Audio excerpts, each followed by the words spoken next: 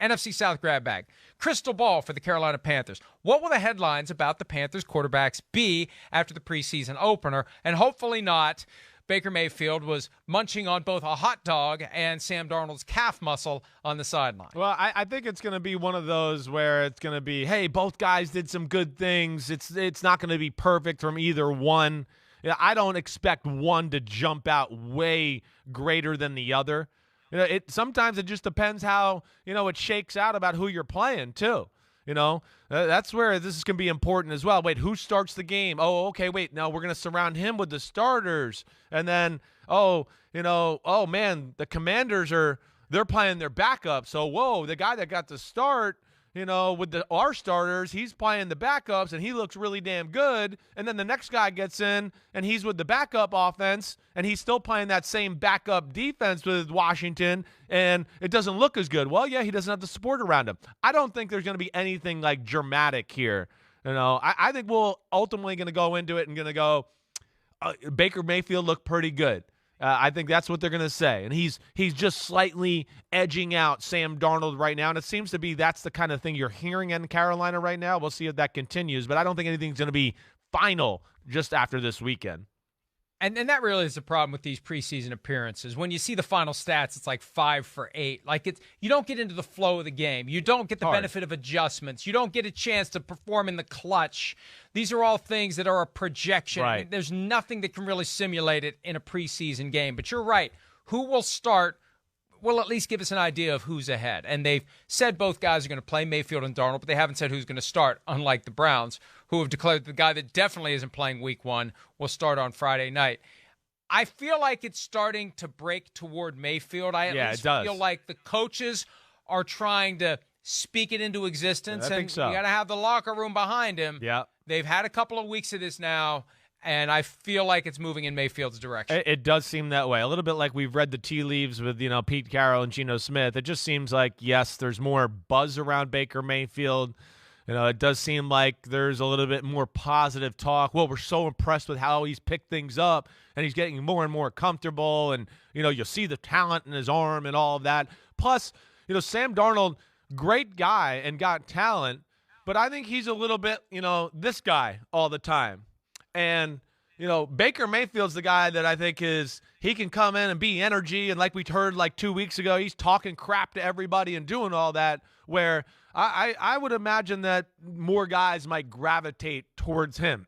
That doesn't mean they would stay there forever. Sometimes, if you don't win games and you're that guy, they kind of get sick of you and they're like, all right, let's go back to the guy that's this way all the time. This guy's crazy and all over the place. But I could see him coming in and with the first impression kind of rallying the troops rallying around him, because I think he does have a little bit of an infectious personality and a way about him that guys want to hang with him a little bit.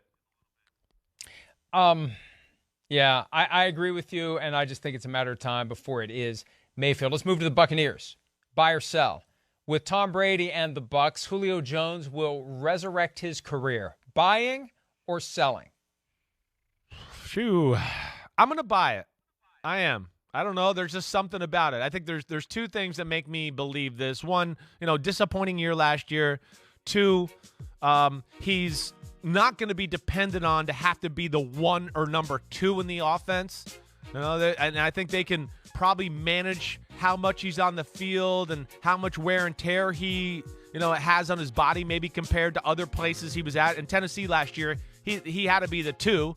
So I think there's something there. And then, I've heard through the grapevine too that, hey, TB12 and company, yes, they got him going. They know there's some injury issues there, and I would be shocked that TB12 and Alex Guerrero don't got him on a little plan to make sure you stay healthy all year for Tommy. Yeah, the Buccaneers will send out quote sheets from the daily press conferences they have, and it's a variety of players, but I'll read through those, and one of the things that will pop out on a fairly consistent basis is, what do you think of Julio Jones? Holy crap, the guy, he's still Julio Jones. So I think he will resurrect his career. I think the TB12 stuff will make a difference. And I feel like maybe he'll be a little more motivated, a little more driven than he's been in the past couple of years. There's always that question, and I'm not accusing. I'm just saying there's always that question when a guy's got, I got a sore hamstring, I got a sore calf. And could you really play if you wanted to? Or Or is there something else going on here? In Atlanta, it felt like there was something else going on near the end. Last year in Tennessee, maybe he wasn't happy with his role. I don't know. But I feel like this year he's going to be all in. He wants that Super Bowl ring. TB12 is going to help ensure that he stays healthy. I originally thought he wasn't going to be great with them. I have a feeling he will be. Fill in the blank. Biggest challenge for Dennis Allen in his first year as a Saints head coach is what, Chris? I think the quarterback play. I'm going to say that the quarterback play. I mean, that's to me is the one thing I want to see the offense in general, what it can be. You know, I'm excited about the players they got. You know, the roster and Jarvis Landry, Michael Thomas back, Chris Olave. Whoa, wow. You know, but the quarterback, I just say with Jameis Winston last year, he was very managed by Sean Payton. So is he going to take that next step in knowing the offense and be able to make a little bit more plays and be trustworthy to make those plays and not revert back into, whoa, he might throw 3 interceptions while he's trying to make some of these great plays too. So I look at that, and then, of course, when you throw in the guy's coming off an injury and just tweaked his foot, I look at the quarterback situation. I hate making this the answer because we talk quarterbacks all the time, but I think this is one that it truly stands the test here because we know the D is good. We know the O-line's good. There's a lot of good things about this roster, and I think you and I both think that this team can be a real pain in the ass in the NFC. I'm going to broaden a little bit and say not having Sean Payton there. Yeah, okay. Yeah. We look at the Saints and say, hey, you know, when has there really been a transition like this where the coach leaves, but everybody else stays? Yeah. The staff stays. One of the assistants ends up being the head coach. Hey, all right, Sean, we beat the Buccaneers 9-0 on a Sunday night without you. We're fine for now. I think we're understating what it means to take this maniacal football savant out of the organization. Yeah. Who's going to fill that role? Right. Of the guy with the unrelenting work ethic. Right. To watch all that extra film, to watch and study the reel of every touchdown scored the prior weekend in the NFL by every team, looking for something that maybe could be used later against one of their opponents, whether it's this week or next week or in the playoffs or next year. I mean, he's got this database in his brain, a football computer, and he's constantly looking to fill it up with more stuff. And now that guy's gone. Is Pete Carmichael going to be that guy?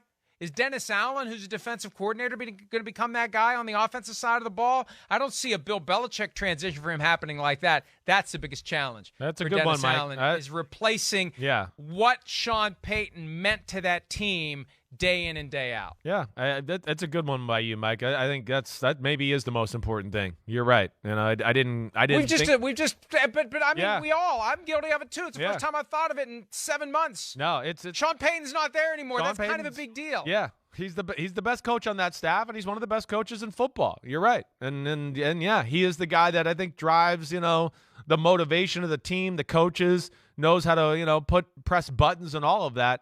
That is something to watch for sure. I mean, they've been an edgy, smart, schematical football team for a long time, and that is because of Sean Payton, because he's one of the best coaches in football over the last 15 years. All right, buy or sell. Desmond Ridder will be the most impressive rookie quarterback during the 2022 preseason. I'm going to sell that. I am. Not that I don't think he can't be, impressive. I think he'll make a few plays, but I also just look at, that team and go, okay, I'm not quite sure about them. They're one of those teams that don't look real impressive on paper right now.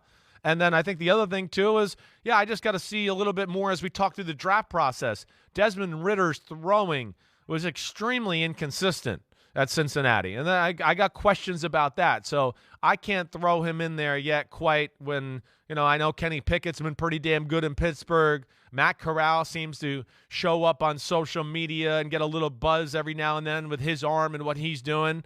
So, again, I think it'll be good, but I'm not going to buy he's going to be the most impressive. And I think that for Falcons fans, the whole situation is depressing.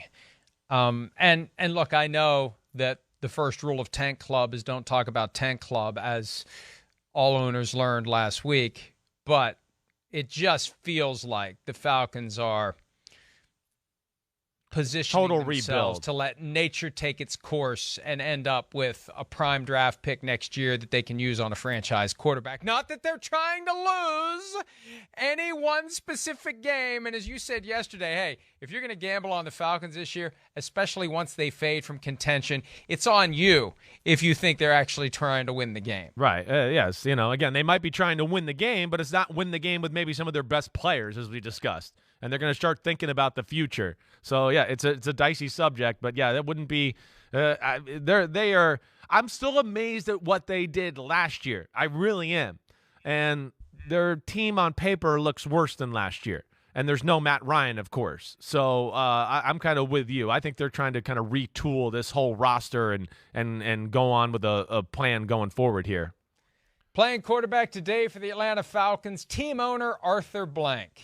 We got to evaluate. We got to evaluate everybody in the building. Hi, I'm Mike Tirico, and thanks for watching. Make sure to hit subscribe for the latest news and highlights from NBC Sports.